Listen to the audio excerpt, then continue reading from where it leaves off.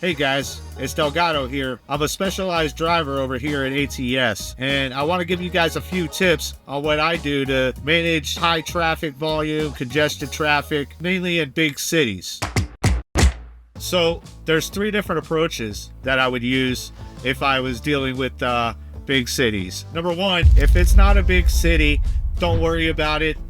Just plug on right through and you'll be fine. Yeah, you might deal with a little bit of heavy traffic, but just keep on plugging. No need to really concern yourself with it. If it is a big city though, such as like Chicago, Atlanta, up on the northeast side where you're dealing with Washington, D.C., New Jersey, Baltimore, you get the point. I would do one of three things, and this is all based off of your clock. So option one is you can find another route, right? Sometimes, even though the alternative route taking you around the city would bring you more miles, it actually saves you on time, because you might be sitting, if you know the city you're going through, you might be stuck in traffic for an hour, 2 hours, and the extra miles, you might end up coming out ahead. So even though you drove more miles, you still saved yourself time on your clock. Option two, and I use this one quite a bit, it seems like no matter what, I'm always going through these big cities. My clock always just falls to where I'm going through these big cities right at rush hour,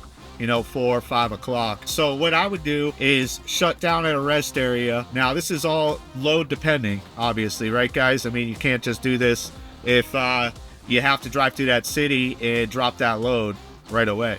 But most of the time I'm able to afford stopping at a rest area, waiting until about 7 o'clock, and then plugging through the city when the congestion is real low and I don't have to deal with all the headaches. So you got your rush hours from, typically in the morning, it's from like 6 to 9 in the morning. And in the afternoon, you're looking anywhere from 4 p.m. to 7 p.m. I know if I'm going through that city during any of those windows, what I'll do is I'll pause my clock, wait till those times pass by, and then I got my clock paused. You want to pause your clock for at least 2 hours, guys, because if you do it under 2 hours, you're not going to get that time back. If you pause your clock for at least 2 hours, the whole time you were sitting, you get all that time back. Then you can plug right on through that city, no problems. Option three, and this is if you just got to make it right through the city. Anytime I'm dealing with high congestion and you have to deal with it, you just want to put yourself in that right lane, drop your speed 5 to 10 miles below what the other traffic is doing, and stay out of the clusters. What I mean by clusters is you don't want to be in the middle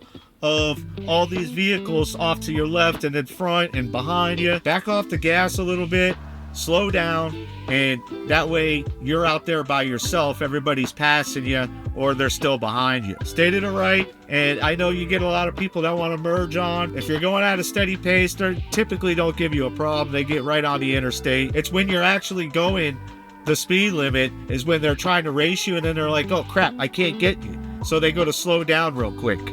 So that's what I do going through these high congestion places. With the Linux system, you really can't you can't combat these cars.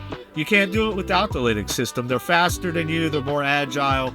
So why put yourself in a situation where you're going to have cars zipping in front of you, zipping off to the left, or crisscrossing in front of you? You're just putting yourself in a situation to where your likelihood of causing an accident or them causing an accident with you is a lot more greater. So stay in the right lane, keep it slow, you'll make it through the congested area, and then you can get back up to interstate speed.